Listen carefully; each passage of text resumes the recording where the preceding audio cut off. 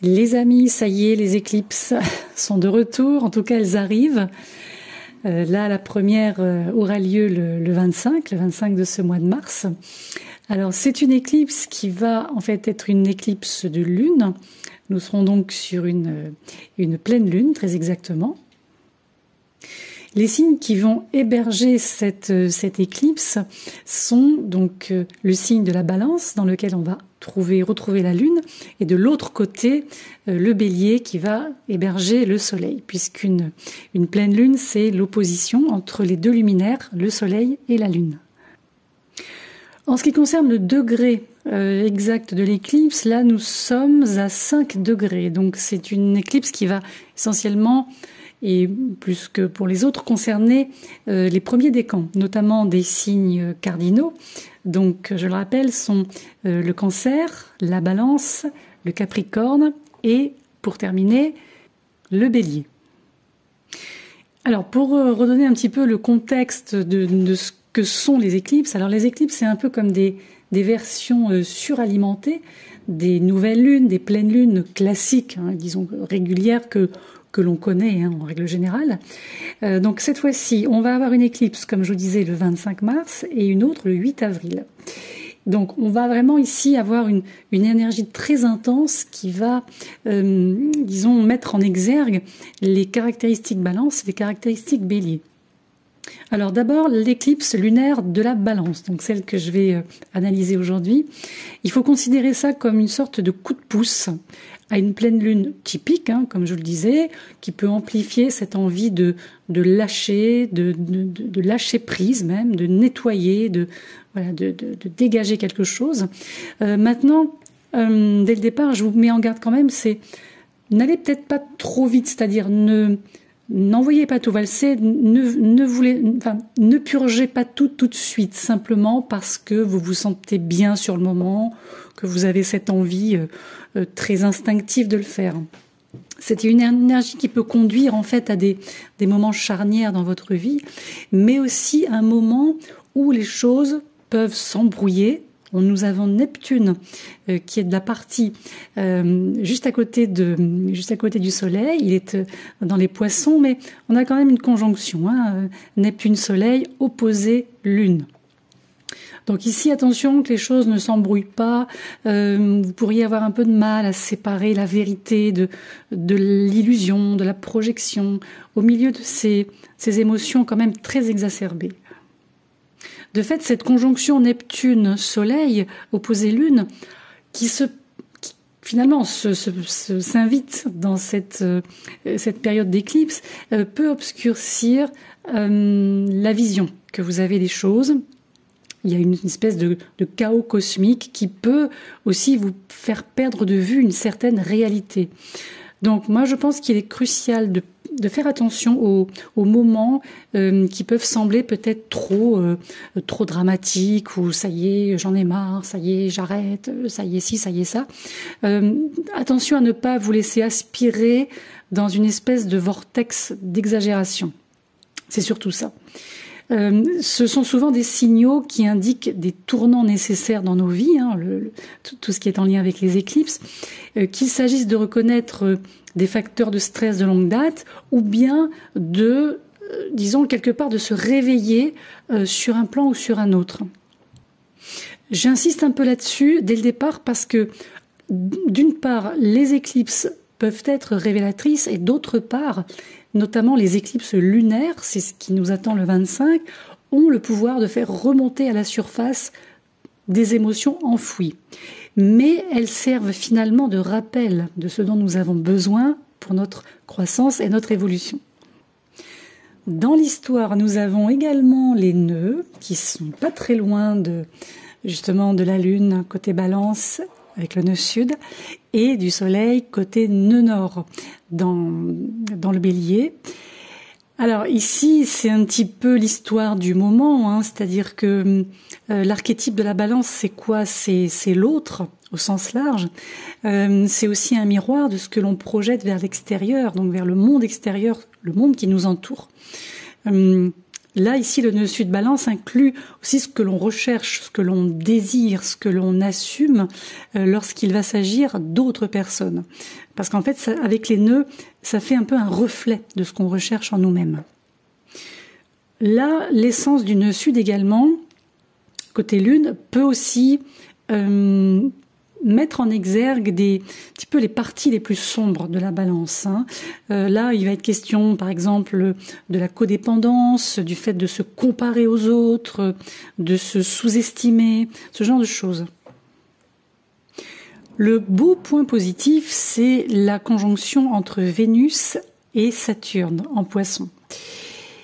Alors ici, c'est vrai que le point positif, c'est la maturité, la sagesse que peuvent apporter, disons, ces deux énergies combinées. Donc ça, c'est intéressant, c'est quelque chose qu'il faut utiliser pour ne pas justement se faire, disons, avaler par le reste, par ce dont je viens de vous parler. Là, ici, quand on combine Vénus-Saturne, ici en Poisson, il pourrait s'agir par exemple de fixer des limites pour vous-même et dans vos relations. Grâce à Saturne, ici on a un peu l'idée du « ah bah ça va te donner », vous savez cette phrase qui dit on récolte ce que l'on sème. Donc en ce moment c'est le bon timing parce qu'il y a beaucoup de vieux schémas, de vieux cycles qui se terminent, qui se clôturent. On a un très très beau Pluton également, qui est au début Verseau. Alors ce Pluton, c'est une vraie force. Donc sachant que cette éclipse du coup interagit directement avec Pluton en Verseau, ça c'est bon. Pluton va former un aspect en sextile avec le Soleil et de fait Neptune également. Et de l'autre, il va former un trigone avec la Lune qui est côté Balance. Pluton ici, étant extrêmement bien aspecté, peut apporter des énergies de guérison, de pouvoir sur soi-même et de compréhension des cycles récurrents de votre vie. Ici, cette planète, la manière dont elle est aspectée, peut vous aider à comprendre là où les douleurs passaient et comment cette douleur ou ces douleurs ont pu aussi vous déresponsabiliser à un moment donné. Ça peut révéler les aspects bien précis de votre passé qui peuvent aujourd'hui vous contraindre ou vous retenir et ensuite vous proposer des étapes pour justement, comme on dit, revenir à soi, enfin récupérer une sorte de contrôle sur soi, le fameux pouvoir sur soi, en guérissant quelque chose derrière. Pluton en Verseau, c'est également l'unicité qui fait la force. Regardez un peu autour de vous si vous avez eu tendance ces derniers temps, par exemple, à compromettre votre authenticité, on va dire, dans une relation ou des relations qui ne conviennent pas, et où peut-être vous vous êtes perdu, voilà, par peur de perdre la personne, par exemple. Avec Pluton ici, le fait d'être fidèle à soi-même, ça va être le pouvoir le plus puissant que vous allez posséder. Là, il faut vous aligner avec vous-même, avec ce que vous voulez, avec, voilà, vous l'appellerez comme vous voulez, votre vibration, votre vérité, votre authenticité. Et là, il va falloir vraiment vous y tenir. Si une relation ou plusieurs nuit ou nuisent à cette authenticité, il va falloir évaluer celle-ci soigneusement et vous demander si des ajustements sont nécessaires. Pluton en Verseau, il pousse aussi à aller rechercher des relations qui vous mettent en valeur, qui mettent vos bons côtés, vos côtés positifs en amont et pas en aval. Pluton en Verseau vous demande de ne pas vous noyer, de ne pas vous diluer. Là, on peut faire un écho avec Neptune, opposé à la Lune. Donc, ne vous diluez pas dans des relations qui ne vous conviennent pas. Pensez bien que ces relations, elles doivent vous nourrir et servir de support aussi à votre évolution. En général, les éclipses qui se font en Balance, en tout cas qui incluent la Balance dedans, côté Lune, c'est vrai que ce sont des périodes qui nous offrent des occasions de libérer là aussi des aspects un peu sombres de la Balance. Donc, en l'occurrence ici, l'indécision, l'agressivité passive. On va avoir une autre éclipse en balance en automne, on en reparlera en automne, mais en attendant, moi je dirais qu'il est temps vraiment pour vous de rester fermement dans votre axe, dans votre vérité, au lieu de l'éviter par peur d'une éventuelle confrontation. C'est une pleine lune ici qui appelle en fait à une action décisive entre vous et vous-même et vous et les autres, même si ça signifie faire face à la désapprobation de certains. Alors évidemment, vous allez peut-être trouver difficile de faire face à une vérité, quelle qu'elle soit, dans vos relations, mais sachez que ce sera un vrai soulagement au final. Si vous avez un souvenir de ce qui s'est passé ou de ce qui a pu se passer en octobre 2023, en octobre 2023, on a eu une éclipse solaire en balance. Donc, il n'est pas impossible que des thématiques ou certaines thématiques ou une thématique serait susceptible de refaire surface là, maintenant, en vous offrant l'occasion justement de fermer un cycle qui s'éternise depuis beaucoup trop longtemps. Là, cette éclipse lunaire, cette fois-ci, elle consiste à réfléchir à vos luttes personnelles, à vos relations, en fait. Avant cette décision, peut-être que vous prendrez d'aller vers des mesures décisives et directes pendant la prochaine éclipse solaire en Bélier, qui aura lieu le 8 avril, donc très bientôt en fait. Alors, il est vrai que dans cette époque d'éclipse, entre le 25 et le 8, donc je vais déborder un tout petit peu après le 25, il est vrai que on va avoir Mercure rétrograde. Alors pas tout de suite, il faut attendre le 2 avril. Donc en fait, on voit bien que cette éclipse actuelle du 25 ne ferait pas que susciter des émotions. Avec Mercure rétrograde qui se profile, on va commencer à sentir les leçons mercuriennes s'insinuer. Pourquoi ? Parce que Mercure rétrograde, comme vous le savez, lui, il a le don d'obscurcir les pensées, de ralentir les processus intellectuels, et qui peut du coup ajouter à la confusion entre rationalité d'un côté et émotion de l'autre. Par ailleurs, cette période d'éclipse, cette saison d'éclipse, comme on dit, est fortement influencée par Chiron, le fameux Chiron. Chiron que l'on retrouve en Bélier, qui n'est finalement pas très loin du Soleil et aussi quasiment sur le fameux nœud nord, et avec Mercure à côté. Donc, il n'est pas impossible aussi que vous vous sentiez incité à examiner la façon dont vous pouvez vous blesser de manière très douloureuse dans vos relations, mais de manière évitable. Vous voyez, donc c'est pas non plus une fatalité. Moi, je pense qu'il faut y aller doucement, surtout autour du 25 mars. Soyez quand même assez gentil avec vous-même, soyez souple avec vous-même et avec ceux qui vous entourent. Comme je l'ai évoqué au départ, ne sabrez pas tout d'un coup, d'un seul, dès le 24 ou le 25 au matin. Donc, vous l'aurez compris, avec la Lune en balance, là, pendant l'éclipse du 25, attendez-vous à ce que les thématiques qui entourent vos relations occupent le devant de la scène. Ça, c'est clair. La vraie nature de vos relations peut être révélée, qu'elle soit plus forte que prévu ou qu'il y ait une sorte de ver dans le fruit. Là, comme je vous l'ai dit, je pense qu'il est quand même crucial de faire preuve de patience dans vos relations, quelles qu'elles soient, personnelles, sentimentales, familiales, amicales, professionnelles. Là, peut-être vous pourriez vous poser des questions de type est-ce que la situation en elle-même n'est pas un peu exagérée ? Est-ce qu'on ne monte pas trop facilement au créneau ? Est-ce qu'il y a un manque d'équilibre dans la dynamique entre moi et telle ou telle personne ? Est-ce que j'ai vraiment besoin de m'engager dans un conflit en ce moment ? Sachant que l'axe Bélier-Balance, on est dedans. Alors, bien qu'il soit essentiel de ne pas rester dans des situations qui peuvent vous faire du mal, les fameuses situations toxiques, comme on dit, procédez avec prudence. On est quand même du côté balance, ça aussi, avec la Lune. Donc, parce que tout le monde va ressentir ce tiraillement, je dirais cosmique. Voyez donc cette éclipse comme une occasion vraiment d'évaluer toutes vos relations, vous l'aurez compris, et les limites qui s'y trouvent ou ne s'y trouvent pas. Et il faut vraiment examiner ces connexions, ces interconnexions, hein, lesquelles vous nourrissent, lesquelles vous épuisent. Où est-ce que vous avez besoin de plus d'équilibre? Où est-ce que vous avez besoin de plus de limites?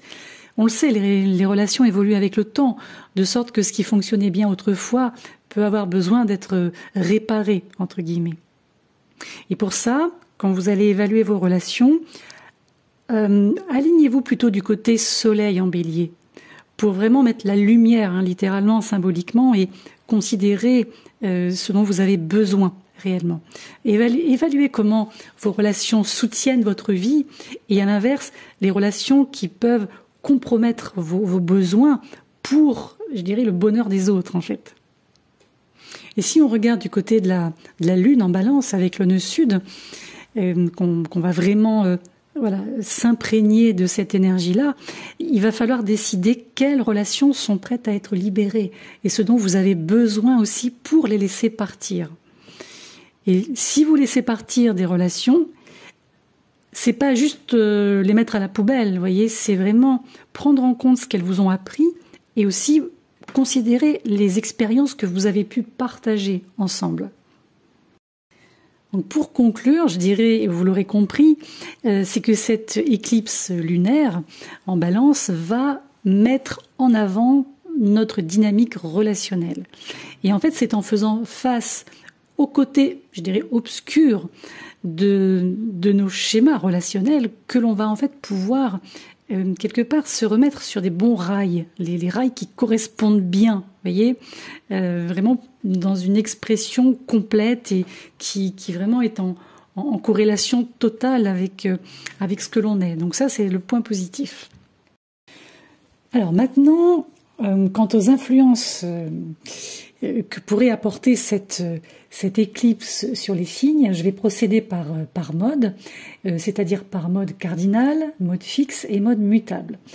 Alors on va commencer par le mode cardinal qui est le plus concerné quand même par cette lune. Alors les signes mutables pour mémoire sont le bélier, le cancer, la balance et le capricorne. Donc vous, comme on l'a vu, vous êtes vraiment sous les feux de la rampe, hein, littéralement, pour cette éclipse à venir. Alors vous constaterez peut-être que vos relations sont tendues, que certaines opportunités semblent vous glisser entre les doigts.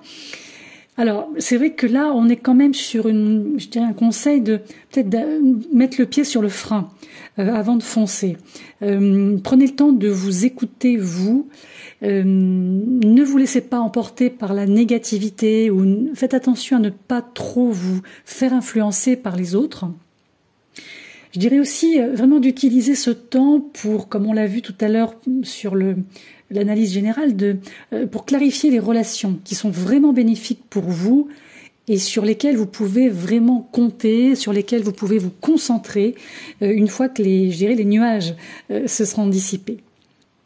Pensez aussi à examiner de près votre équilibre entre vie professionnelle et vie personnelle pendant cette période. Peut-être que vous mettez un peu trop l'accent sur un domaine plutôt que sur l'autre et inversement. Là, il y a quelque chose peut-être à retrouver en termes d'harmonie entre ces deux domaines de vie pour maintenir ou retrouver votre bien-être. Alors vous aussi, vous serez probablement dans une envie de nettoyer, de purger, de balayer. Alors si vous le faites, n'oubliez pas de remplacer ce que vous avez laissé partir, au sens propre comme au sens figuré, par d'autres choses qui vous apportent un sentiment de sécurité surtout et de confort. En même temps, je pense que vous pourriez découvrir des aspects de vous-même que vous avez un peu évités, ou que vous n'avez pas encore, je dirais, pleinement accepté, par exemple. Mais c'est le même topo, c'est-à-dire attention de ne pas donner la priorité aux besoins des autres avant les vôtres propres. Hein. C'est penser à vous quand même.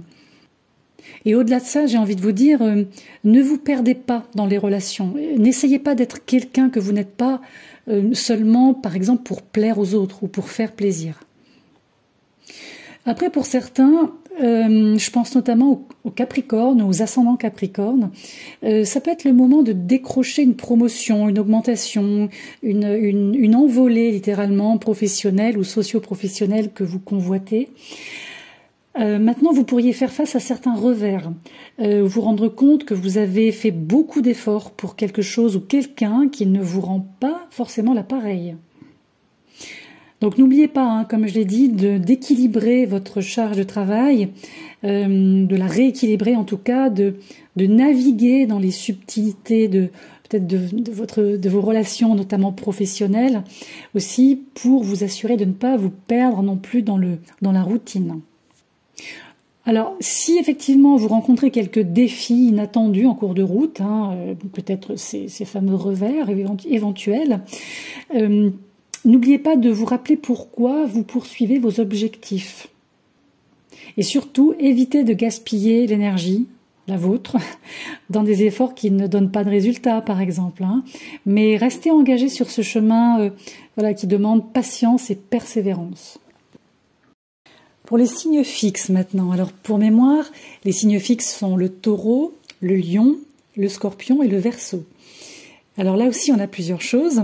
On va, dans un premier temps, plutôt parler du fait de réévaluer vos habitudes, notamment vos habitudes de santé et vos habitudes professionnelles, ce que vous faites dans votre vie professionnelle.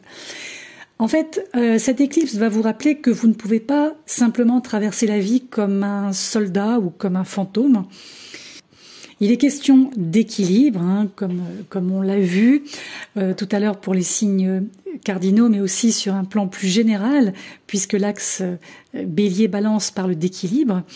Et oui, il va être temps de faire bouger les choses, il va être temps de vous libérer de certaines habitudes. Alors, attention de ne pas perdre la notion du temps, attention de ne pas vous sentir dépassé par votre charge de travail. Donc vous aussi, il va être important de maintenir un équilibre. Identifiez les habitudes qui vous pèsent et libérez-vous-en, si c'est possible. Côté relation, vous allez peut-être ressentir un sentiment de nostalgie, un sentiment un petit peu, vous savez, de tristesse, peut-être aussi envers certaines relations, là, en ce moment. Donc, si c'est le cas, l'idée, c'est de basculer un peu cette énergie et de la transformer en motivation pour renouer, pourquoi pas, avec des personnes qui vous inspirent, des personnes qui vous élèvent, qui vous font du bien. Entourez-vous de celles et ceux qui vous encouragent aussi à vous libérer de ces mauvaises habitudes et à reprendre le contrôle sur votre vie. Pour certains, vous serez, je pense aussi, exposé à des nouvelles façons d'apprendre, des nouvelles façons de communiquer avec les gens. Alors là aussi, permettez-vous justement d'absorber ces nouvelles idées. C'est aussi le moment, je pense, de reconsidérer la façon dont vous donnez et recevez de l'information au sens large. Maintenant, ne laissez pas vos émotions obscurcir votre jugement. Ça, c'est aussi un autre conseil. Restez ouvert d'esprit et considérez la situation ou les situations dans son ensemble ou dans leur ensemble. Parce que le fait de saisir une occasion de changer votre approche de la communication, ça pourrait bien vous mener à des découvertes sur vous-même et aussi à des nouveaux moyens comme je disais, de communiquer, et ça pourrait être utile dans divers domaines en fait de votre vie. C'est ça qui peut être intéressant. Maintenant, en tant que signe fixe, avec cette éclipse, il y a un vrai potentiel de guérison, d'une restauration profonde, mais seulement si vous êtes prêt à plonger sous la surface. On sait que notamment le Scorpion, par exemple, est dirigé par Mars et par Pluton. Pluton, comme on l'a vu tout à l'heure dans l'analyse générale, est très très bien aspecté, donc il ouvre, disons, ces perspectives positives assez largement.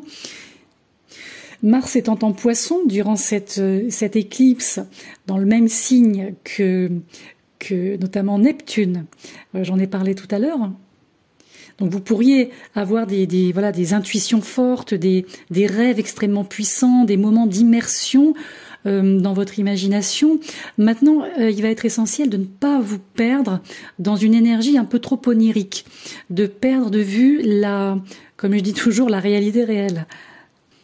Vous pouvez tout à fait faire les choses selon votre façon, à suivre le chemin qui résonne en vous, pour vous.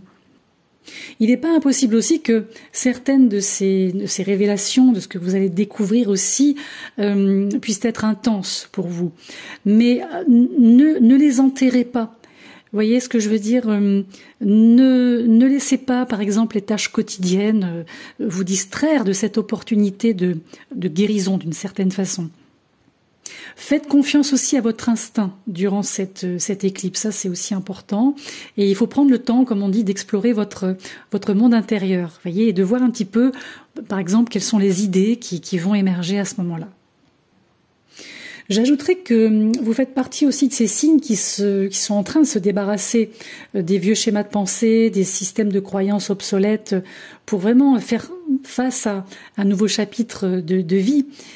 Moi, je pense aussi que si vous avez bon, c'est très concret, mais si vous avez des projets de voyage, que vous envisagez de vous lancer dans une sorte d'aventure, qu'elle soit littérale, ou même métaphorique, pourquoi pas, pour élargir vos horizons, faites-le. Parce qu'en fait, ça donne d'une certaine façon quelque chose d'illimité à votre potentiel.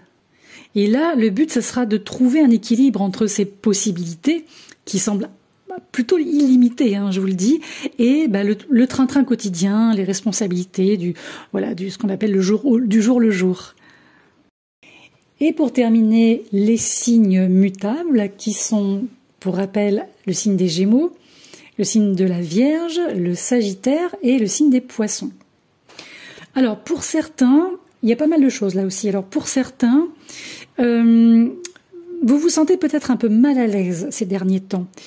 Et avec les éclipses, je dis bien les éclipses, donc les deux qui arrivent, le 25 mars et le 8 avril, ça va être un bon moment pour faire le point sur ce qui vous apporte de la joie, du contentement. Prenez un moment pour réfléchir à la façon dont vous pourriez ouvrir justement là des perspectives de bonheur, en tout cas de bien-être, vous voyez, sur tous les plans. C'est un peu l'idée de savoir ce qui vous comble vraiment en réalité. Il pourrait aussi y avoir des prises de conscience concernant vos cercles sociaux, relationnels, ceux qui ne vous servent pas bien. Ou alors aussi que vous vous rendrez peut-être compte que vous ne consacrez pas assez de temps à des activités que vous aimez vraiment. Pour vous, c'est vrai qu'on va prendre en compte la rétrogradation de Mercure imminente qui va se mettre en place entre les deux éclipses, comme on l'a vu. Donc, il pourrait y avoir quelque chose qui vous rendrait enclin à une forme de légèreté, aux pensées un peu éparpillées. Donc, ça va être une période qui vous demandera de vous concentrer et d'évaluer ce dont vous avez besoin pour vous faire sourire aussi. Parce qu'il est vrai que on a aussi certains problèmes ou problématiques qui sont enfouis depuis longtemps et qui pourraient, comme pour tous les signes, remonter à la surface. Il peut y avoir, comme on dit, des vieux démons qui font leur retour, non pas pour vous hanter, mais plutôt pour vous aider à évoluer, à grandir, à guérir. On est un peu sur le principe de sortir les vieux squelettes du placard, vous savez, vraiment de vous débarrasser des anciennes couches qui recouvrent en fait qui vous êtes ou ce que vous êtes, ou ce que vous faites aussi. Faites attention à ne pas ressasser le passé. Faites attention à ne pas vous accrocher aussi à des attentes qui sont désormais dépassées. Prenez un moment pour réévaluer votre estime de vous-même et la façon dont vous équilibrez vos besoins avec ceux des autres. Alors, c'est vrai que parfois, il faut revisiter le passé pour aller de l'avant, je suis tout à fait d'accord. Et justement, il ne faudra pas hésiter à lâcher tout ce qui vous retient, en tout cas ce que vous considérez comme poids lourd, pour saisir une opportunité là aussi, de renouveau et de transformation.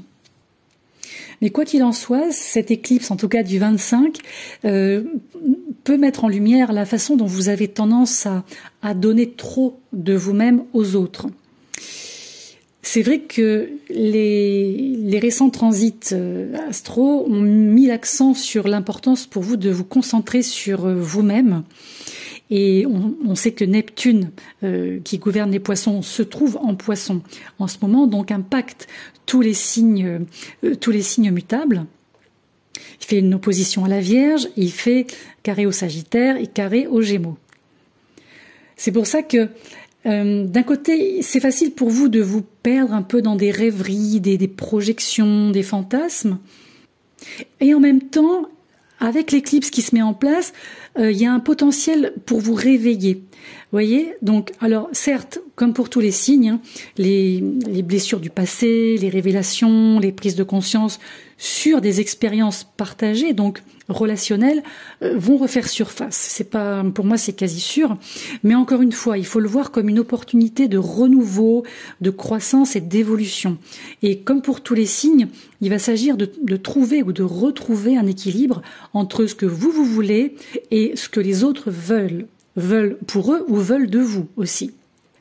On pourrait dire aussi que ce que j'y pense, la notion de compromis, la notion de sacrifice sont des notions théoriques qui, je pense, là, seront essentielles à transformer en pratique pour maintenir des relations saines.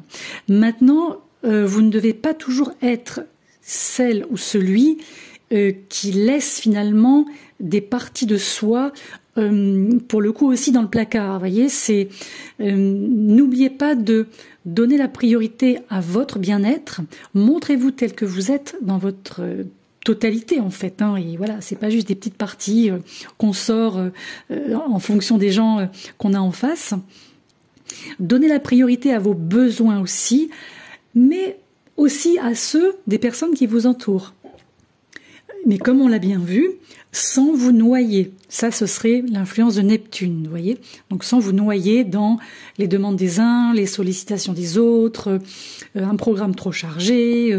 Voilà, vous voyez, il faut garder une juste mesure, un juste milieu. Et comme on l'a vu aussi sur l'analyse générale, instaurer des limites, s'il faut toutefois en instaurer.